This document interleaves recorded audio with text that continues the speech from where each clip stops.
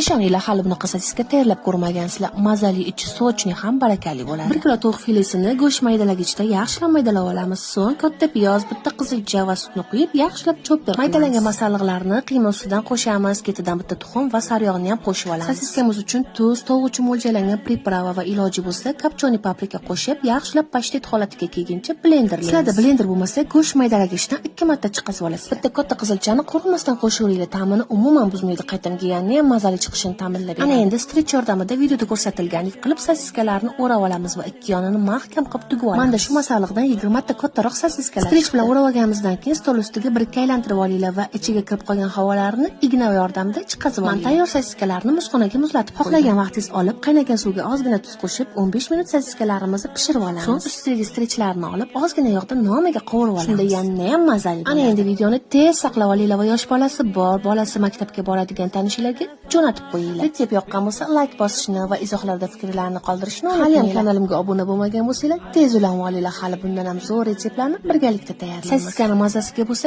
gap yo'q. Yegilar kelgan bo'lsa, keverasizlar. Hammaga yoqimli ishtaha.